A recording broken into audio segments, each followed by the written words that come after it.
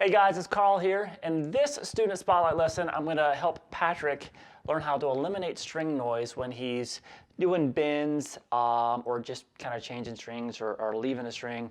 We all know, we all do it, we're all guilty of it. So I'm going to help him eliminate that. Before I do, please subscribe to the channel, or even if you are subscribed, please click ring the little bell there so you get notifications of when I release new videos. And please submit your own student spotlight videos to the site. You'll see the link in the description so you can I can help you out too in any issues you might be having. And if you get my notifications, you'll be able to know when that video goes live. All right, so here's Patrick explaining what his problem is. The problem I'm having is that when I play solos in the guitar, I know I can get all the notes and I can get everywhere, but the problem is that the rest of the strings, that the ones I'm not playing, make uncomfortable sound. The tops, these strings here that shouldn't sound. I played, for example, the Jimi Hendrix Hey Joe solo. By the way, I learned it from your channel. Thank you so much. And you see it like...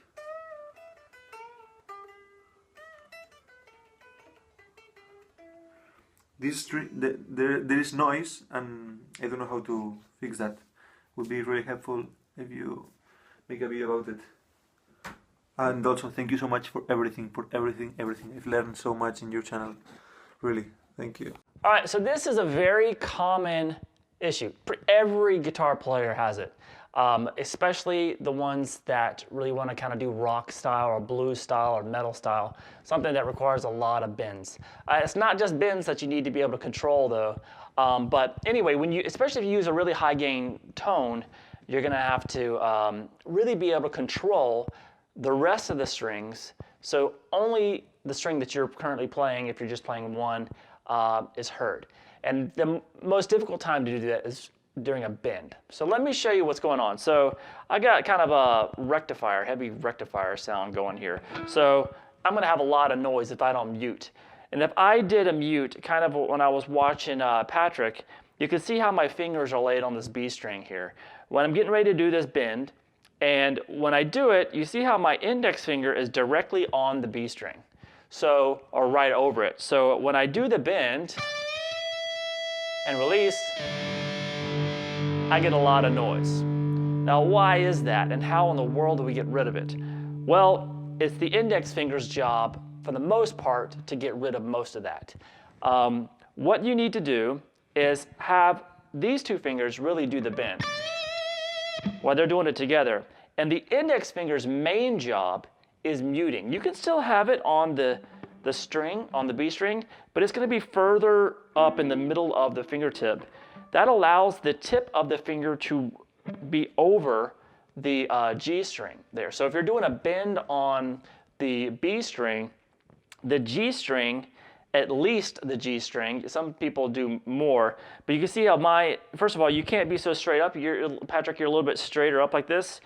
When you're doing a bend, I mean, this is great position. If you're just playing, just doing scales and stuff, it's not the greatest position to do a bend.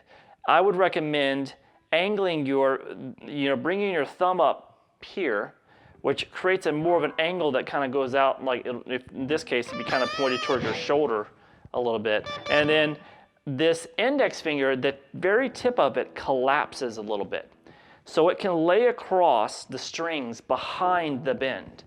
So some players will really go all the way across. They'll take their finger and rake into it.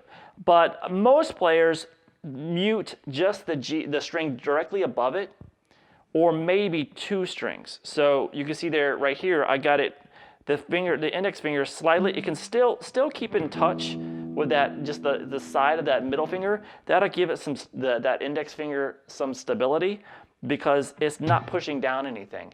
It's just really lightly collapsing and laying across,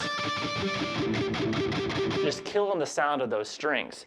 So now, when I do a bend and release it, this index finger is muting them. Now, you don't have to do all index finger muting. In fact, the palm takes care of a lot of the strings beneath the note that you're playing. So this index finger is can just mute the G string. See, I'm just muting the G string, and that D string and the A string and the E are muted with the palm, the back of the palm. So it's kind of like right here, right in the back here, is going to be laying across the strings there. So when you combine those two together, you have your palm muting these strings, but it's far enough away from this bend that it's not going to choke out those notes. And the string just above the bend is muted with the tip of your index finger. In order to do that, you need that angle we talked about. And then you got a nice quiet sound. Now this will also mute, the index finger also mutes the string under it too. So the high E string, that index finger has a lot of muting to do. Now right there, when I'm doing vibrato, if I don't mute with the palm, the D string, I'm gonna get a lot of noise.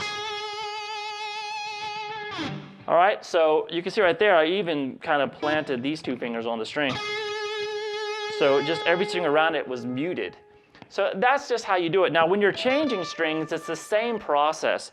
As say you said while I was moving from one string to the next, I had an issue with the string that I was leaving ringing out. Well, what happens is this. When you're, say I'm going from the G string here up to the B, when I go over to that B string, when I come down with the index finger, it is muting the G. It's the way you place that index finger on there mutes the G string, just the very tip of it. So it can't ring when you leave that string. And then as you go over to the high E string, the index finger mutes the B string above it.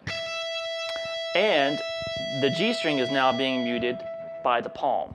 So back there in the palm right here, right near where the strings meet the bridge. So basically it's the index finger and the back of your palm working together to mute all the strings around the one that you're playing. And that is true whether you're doing a bend or you're just leaving from one string to the next.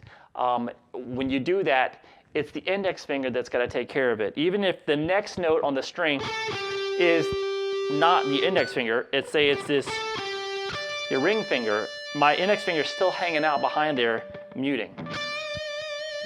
So as soon as you get used to that, it just becomes second nature. You don't have to think about it. Practicing with a high gain tone is going to help you just naturally feel how to control the strings. And it's just something that you know, half the battle of the guitar is muting the stuff that you don't want to be heard. All right, so I hope this helps. And it takes a little bit of practice, but as soon as you get used to it, I think you'll sound a lot cleaner. All right, I'll see you again soon.